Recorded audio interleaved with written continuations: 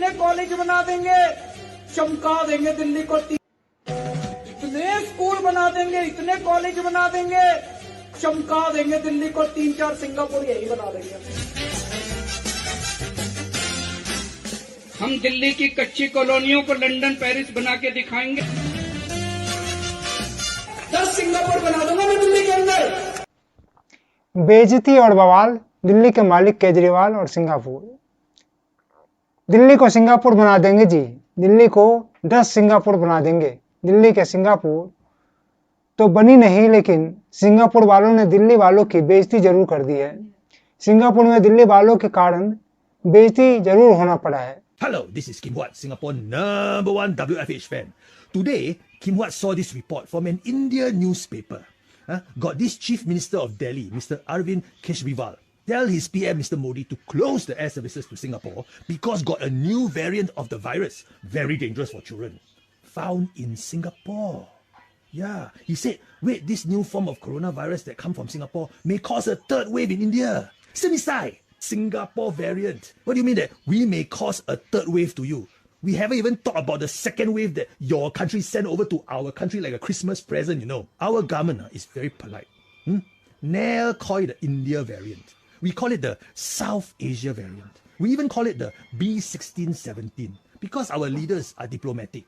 And yet, you happy call it the Singapore variant. I'm not so diplomatic, you know. I will call you a lying Cao Tete. But you got one thing right. Stop flights to and from Singapore. We also don't want. How about you fix your problem in Delhi first instead of talking about other people's country? It's not we are unfamiliar with this, you know. We know about flipping prata. We live next door to a guy, Dr. Mahathir. Look, we are a multicultural country. We have Chinese, Malay, Indian, Eurasians, all kinds of races here. And we hug our races and foreigners friends here. Okay, maybe we don't hug. Now cannot hug. Now got safe distancing. Singapore से ज्यादा खतरनाक दिल्ली का यह strain है जो बार बार भारत को बेइज्जती करवाने पर मजबूर है। नमस्कार, मैं रमन कुमार, आप मेरा पसंद क्या बात। एक तरफ तो कोरोना महामारी है, दूसरी तरफ वहीं विपक्ष की राजनीति, घटिया कुर्सी की लड़ाई। भयावह महामारी के समय में भी यह तो उम्मीद किया ही जा सकता था कि नेता अपनी राजनीति को छोड़कर अपना समय देश के नागरिक को आपदा से बचाने के लिए करेंगे और बेवजह होने वाली तूतू में से होने वाली विवाद से बचेंगे। लेकिन यह तो भारत के बदनसीबी है कि इस आपदा में भी नेता अवसर की तलाश में लगे रहते हैं। एक चुने हुए सरकार को कैसे गिराया जाए, इसके लिए लाश तक गिराने की कोशिश की गई। यह कहना सही होगा कि इनकी तूतू मैमे में लाखों लोगों की जान चली गई। एक state of the art world class technology का LNJP हॉस्पिटल में एक नया ब्लॉक बनने जा रहा है। 4 बजे से घूम रहे, रात से तड़प रहे, वो नहीं वही बेड मिला, कुछ नहीं मिल रहा। आचार्य भिक्षु में भी इतना टॉर्चर किया गया, पेशेंट को भी, हमें भी किया, यहाँ से मत ले जाओ, वहाँ से मत ले के आओ, सबको बहुत परेशान किया। लास्ट में पेपर तक छीन लिया कि हम नहीं कर रहे, और उसमें लिख भी दिया कि हमने गलत उनके साथ मिसबिहेव किया है। गंभीर पेशेंट है, एकदम इमरजेंसी है, सारी बत्ती वगैरह सब तोड़ के लेकर आया, यहाँ तक पहुँचाया हमें बाबा साहब अम्बेडकर हॉस्पिटल से, वहाँ से रेफर करके यहाँ भेजा, जब भी नहीं ले रहे अंदर। सर, एक तो हमारे पेशेंट के बारे में कुछ बता नहीं रहे हमें ठीक से, उसकी कंडीशन बिल्कुल भी ठीक नहीं। एक तो उनका बात करने का तरीका इतना गंदा होता है, भी नहीं बता रहे। सर, आज फ्राइडे से एडमिट है मेरे हस्बैंड, कहते यहाँ जाओ वहाँ जाओ, कोई रिस्पॉन्स नहीं आ रहा सर। और कल एडमिट था, बिना पूछे हमारे को, हमारा जो पेशेंट था उसे वार्ड में शिफ्ट कर दिया बिना पूछे। हमारा पेशेंट कल 6:30 बजे का एक्सपायर हो गया और हमें अभी तक कुछ नहीं बताया था। यहाँ आके हमें खाना पानी सब जा रहा हमारे पेशेंट के पास, और हमें बताया भी नहीं कि तुम्हारा पेशेंट नहीं रहा है। क्या जिम्मेदारी निभा रहे हैं ये? बेड अवेलेबल है, वो कह रहे हैं कि 90% ऑक्सीजन होना चाहिए तब लेंगे। भाई 90% में जरूरत क्या है? मेरा भांजा एडमिट है, उसको हार्ट अटैक हुआ था पंत में, वहाँ से 3-4 दिन बाद यहाँ भेज दिया कि ये कोरोना है। अब वो यहाँ पे लाके ऐसे छोड़ रखा, ना कोई इलाज हो रहा ना कुछ हो रहा। वो तड़प रहा, कभी उसको ऑक्सीजन नहीं लग रही, कभी उसे पानी नहीं मिल रहा। अभी मैंने आपसे फोन पे बात करी है, वो तड़प रहा, कह रहा मैं बचूंगा नहीं, और जमीन पर रगड़ रहा वैसी फर्श पे। अटैक हुआ था, पंथ में था, वहाँ भी कोई देखभाल नहीं, फिर वहाँ से यहाँ भेजा, यहाँ तो और मार रहे हैं, जमीन में लेटा दिया। इतना पानी भी नहीं, इतना खाना भी नहीं, बोलते कैसे जिएगा इंसान। जिसका जिम्मेदार सिर्फ और सिर्फ विवादित बयान देने वाले नेता है। एक तरफ जहां सरकार आम आदमी को कैसे बचाया जाए इसके लिए टूल किट बना रही है, तो दूसरी तरफ विपक्ष ने सरकार को कैसे गिराया जाए इसके लिए टूल किट बनाई जा रही है। वर्तमान सरकार को हटाने के लिए टूल किट बनाई जा रही है, जो अब तक देश के अंदर भी वह टूल किट आंदोलन अब देश के बाहर विदेशों तक पहुंच चुकी है। दिल्ली के मालिक अरविंद केजरीवाल बेइज्जती और बवाल का चोली दामन का रिश्ता है। यह पहली बार नहीं जब उनके बयान से को लेकर बवाल हुई हो, लेकिन ये यहाँ पहली बार है उनके कारण भारत को अंतर्राष्ट्रीय स्तर पर शर्मिंदगी झेलनी पड़ी है। दिल्ली के मुख्यमंत्री के द्वारा दिए गए गैर जिम्मेदाराना बयान के लिए विदेश मंत्रालय को तलब किया गया, लेकिन दिल्ली के शिक्षा मंत्री मनीष सिसोदिया ने केजरीवाल जी का बचाव ऐसे किया जैसे घर के औरतें अक्सर अपने घर के पुरुष के बेइज्जती होने के बाद दिलासा दिलाती है और पड़ोसी के बच्चे को इसके लिए जिम्मेदार ठहराती है। कोरोना वायरस को लेकर दिए गए बयान जिसमें केजरीवाल ने तीसरी लहर का जिक्र किया और इसके लिए सिंगापुर का स्टैंड भी बता दिया। ये कहते हुए कि तीसरी लहर बच्चों पर असर करने वाली है, जो कि बहुत खतरनाक है। भारत सरकार को तुरंत सिंगापुर के सारे फ्लाइट कैंसिल कर देने चाहिए। बच्चों का टीकाकरण तेजी से होनी चाहिए। इसका मतलब यह भी समझा जाना चाहिए कि दिल्ली के मुख्यमंत्री अरविंद केजरीवाल अंतर्राष्ट्रीय साजिश का हिस्सा है। उस साजिश के तहत ही भारत को बदनाम करने और ड्रग्स माफिया से जल्दी टीका खरीदने पर जोर दे रहे हैं, क्योंकि भारत में अभी तक बच्चों के लिए टीका नहीं बना है, लेकिन उम्मीद है कि सितंबर तक यहाँ भी टीका बना लिया जाएगा। तीसरी लहर सिर्फ कांग्रेस और केजरीवाल का टूल किट में शामिल है, जबकि अभी तक किसी वैज्ञानिक ने इस बात का प्रूव नहीं किया कि कोई दूसरी लहर भी आने वाली है। आवश्यक है। अरविंद केजरीवाल की एक हरकत ने इस समय पूरे विश्व में भारत के लिए लज्जाजनक स्थिति पैदा कर दी है। संकट के इस काल में जो सिंगापुर भारत की सबसे अधिक सहायता कर रहा है, केजरीवाल ने उसी पर हमला बोला। 18 मई को उन्होंने ट्वीट किया, लिखा कि सिंगापुर से आया कोरोना का नया रूप बच्चों के लिए बहुत खतरनाक बताया जा रहा है। ये भारत में तीसरी लहर के रूप में आ सकता है। आगे उन्होंने सिंगापुर से हवाई सेवाएं रद्द करने की मांग की, जो कि पहले से ही रद्द चल रही हैं। दूसरी बात यह है कि बच्चों के लिए वैक्सीन बनाने की प्राथमिकता दी जाए। क्या यह संयोग मात्र है कि एक तरफ अरविंद केजरीवाल बच्चों के लिए वैक्सीन की मांग कर रहे हैं, ठीक उसी दिन बच्चों की वैक्सीन के ट्रायल के खिलाफ दिल्ली हाईकोर्ट में याचिका दाखिल हो गई। यह प्रश्न हम आपके विवेक पर छोड़ते हैं।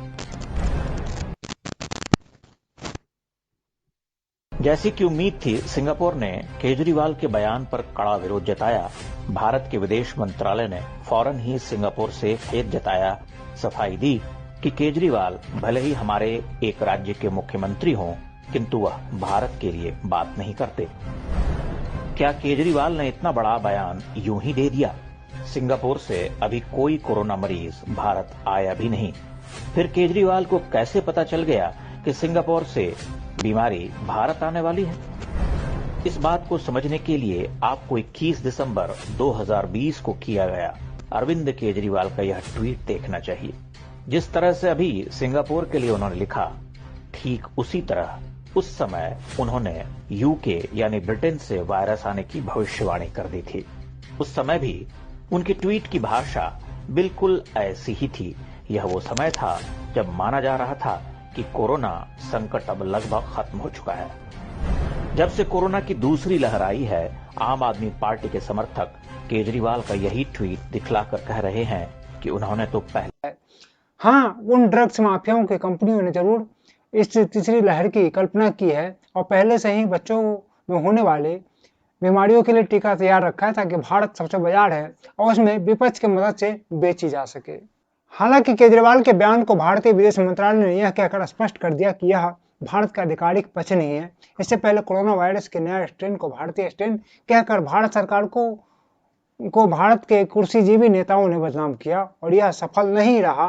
तब दूसरे देशों को बदनाम कर रहे हैं ताकि देश का जो अंतर्राष्ट्रीय समझौता है वो खत्म हो जाए, जबकि विश्व स्वास्थ्य संगठन ने साफ तौर पर किसी भी देश के नाम लेने से मना किया हुआ है।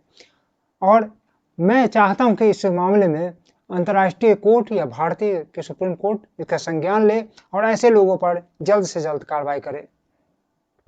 क्योंकि महामारी और इससे जुड़े हुए कुछ पहलू मूलतः राजनीतिक नहीं वैज्ञानिक है, इसलिए इसको इसी नजरिए से विचार करना चाहिए।